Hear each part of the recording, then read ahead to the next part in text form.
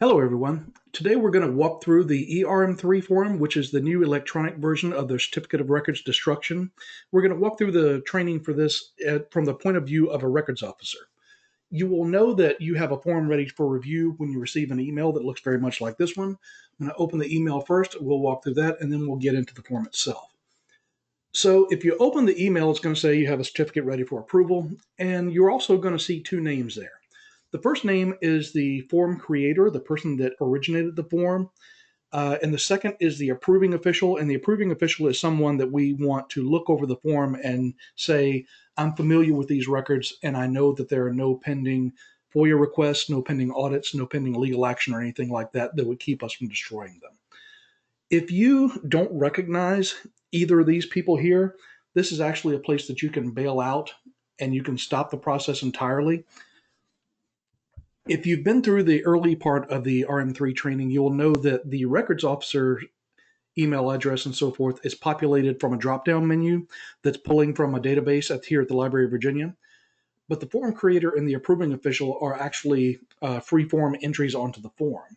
So technically, anyone can fill out an RM3, and they can put any email address on there, and they can put any email address for the approving official.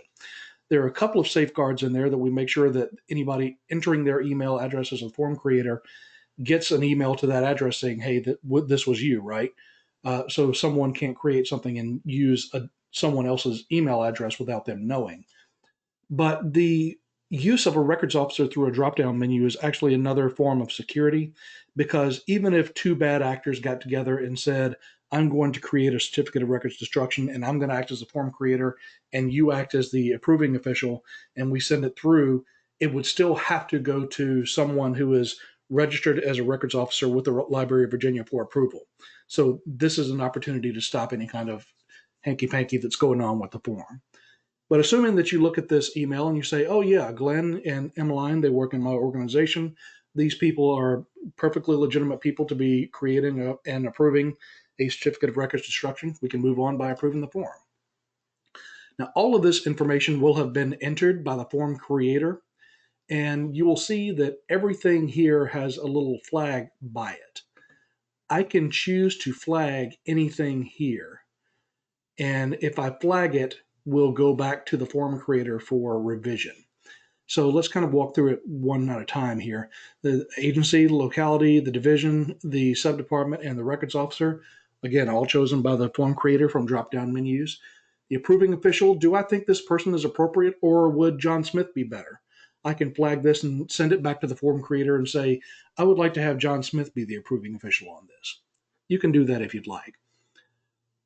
The organization address and so forth is pretty standard. Then we get down here to the meat of it. These are the actual records that we're documenting the destruction of. So far, we haven't destroyed them yet. We're just reviewing them for destruction right now. So let's say I'm looking at this. These are records analyst work papers.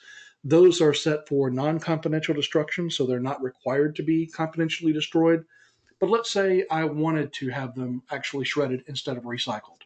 I can flag this here, and as a reason for flagging, I can put please shred.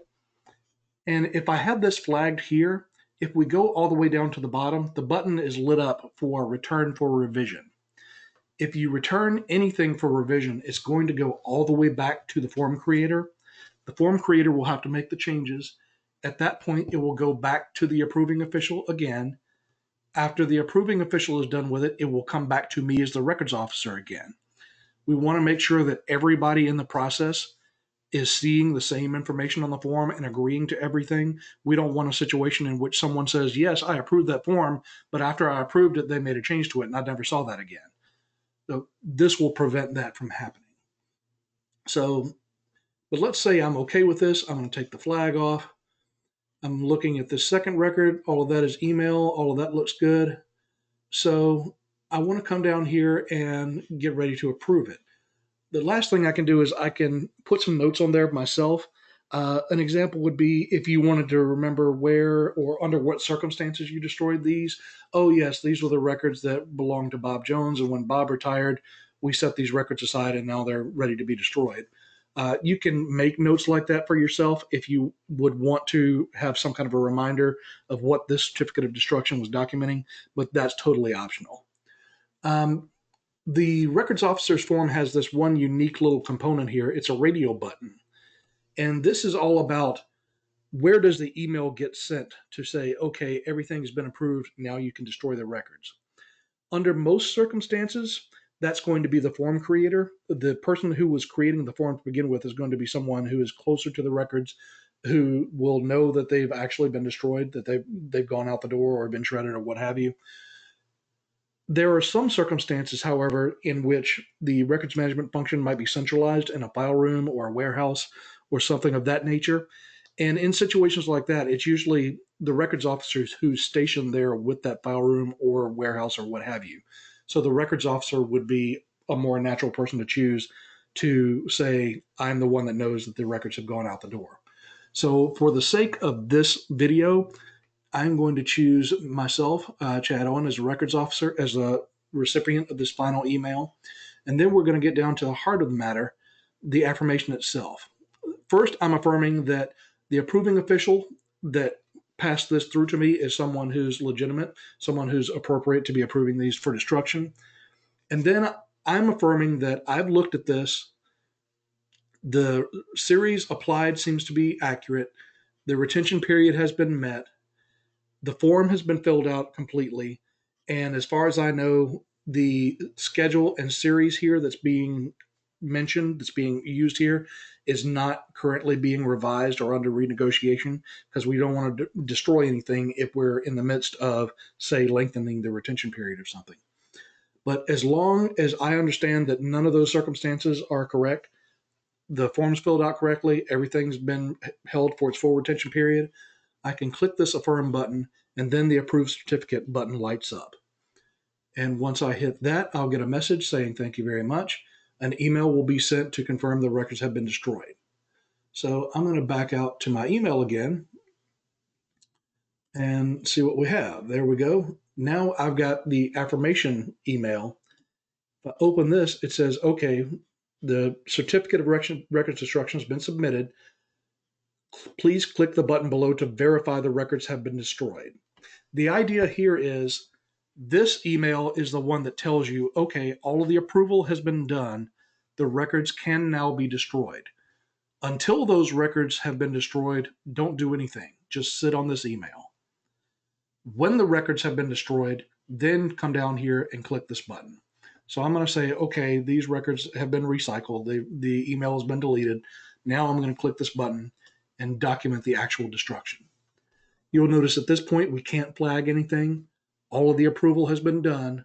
The only thing we can do is come all the way down to the bottom and say, these records have actually now been destroyed. I'm going to click that button, affirm the destruction. Thank you for confirming the records have been destroyed. And I'm actually going to get one more email. This email will go out to everyone in the process. The form creator will get one, the approving official will get one, and I will get one. This just says, okay, these records that you signed off on have actually been destroyed. You can come here and open the completed form if you'd like. And this says, it just repeats all the information that we've approved before. Down at the bottom, it says who clicked that these records have been destroyed and when was it done. Today's date, September 3rd. You can print this off if you want to.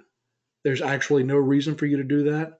At this point, all of the destruction forms are going to be kept in a database at the Library of Virginia. You can query it anytime you want to.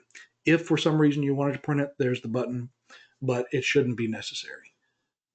But this is it. This is the electronic format of the certificate of destruction. And at this point, you can come through and you can delete all these emails because you'll probably be getting very many more. That's it for today's tutorial. I hope this makes sense for everybody. And if not, please contact your Library of Virginia Records Analyst. We will be glad to help you. Thank you very much.